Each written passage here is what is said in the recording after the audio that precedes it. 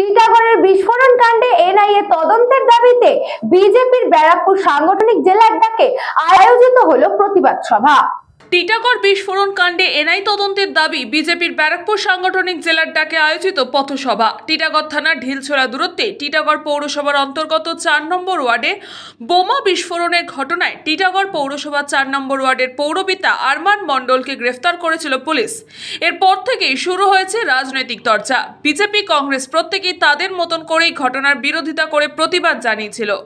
সেই ঘটনার পরিপ্রেক্ষিতে এদিন টিটাগড় থানার বিপরীত দিকে মঞ্চ বেঁধে বোমা বিস্ফোরণের ঘটনায় এনআইএ তদন্তের দাবি জানিয়ে সভা করল বিজেপি। এদিন এই পথসভায় উপস্থিত ছিলেন ব্যারাকপুরের প্রাক্তন সাংসদ অর্জুন সিং, বিজেপি নেতা রুদ্রনীল, সজল ঘোষ, চন্দ্রমণি শুক্লা, বিজেপি ব্যারাকপুর সাংগঠনিক জেলার সভাপতি আইনজীবী কৌস্তব বাগচি সহ অন্যান্যরা।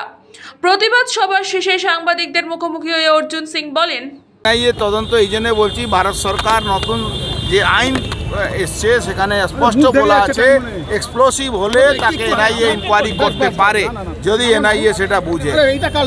এরা দায়নি, এনআইএ সরাসরি নিতে পারবে না। আমরা হাইকোর্টে দ্বারস্থ হব যাতে কেসটা এনআইএ নিই। তৃণমূল এই উত্থানটা করেছে, রাজ চক্রবর্তী, পার্থ ভৌমিকরা এই উত্থান করেছে। যারা লাতখোর ছিল, এনডিপিএস আসামি ছিল, তারা এখন কাউন্সিলর হয়েছে, চেয়ারম্যান হয়ে গেছে। অন্যদিকে সভার শেষে সাংবাদিকদের প্রশ্নের উত্তরে রুদ্রনীল পুলিশ ও পুলিশ মন্ত্রী অর্থাৎ মুখ্যমন্ত্রী ভৎসনা করেন।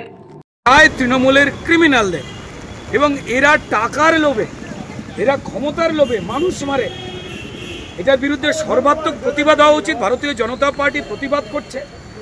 আমরা পুলিশের এই ন্যাক্কারজনক যে ভূমিকা, যা বারবার মমতা বন্দ্যোপাধ্যায় বাধ্য করছেন, পুলিশরা ক্রিমিনালদের পক্ষে না দাঁড়ালেই তাদের ট্রান্সফার। আজকে নর্থ বেঙ্গল নিয়ে প্রশাসনিক সভায় কোন এক অধস্তন পুলিশ কর্মচারী যিনি এলাকার দারোগা, তার জন্য তিনি তদবির করছেন তার ওপর মহলের আইপিএস পুলিশ অফিসারদের। তাহলে এই ভয়ঙ্কর জায়গায় বলে দেয় যে ইলেকশনের আগে তোলাবাজি করতে এবং ক্রাইমকে বাড়িয়ে তোলবার জন্য পুলিশ মন্ত্রীর ভূমিকা কি পরিষ্কার। এই শওকত মোল্লা যারা বোম স্পেশালিস্ট, মুখ্যমন্ত্রীর কথায় তাদের যে জেড ক্যাটাগরির নিরাপত্তা দেওয়া যায় বোম শান্তিতে যাতে বাঁধতে পারে, তার ব্যবস্থা তো মমতা বন্দ্যোপাধ্যায় করেছেন, যিনি শওকত মোল্লাকে নিয়ে বলেছিলেন।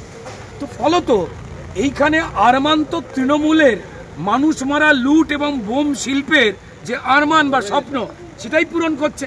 এবং পুলিশ চেষ্টা করছে ইলেকশনের আগে তাকে লঘু ধারায় মামলা দিয়ে যাতে এনআইএর মতো এজেন্সি না আসতে পারে, বাঁচাবার চেষ্টা করছে।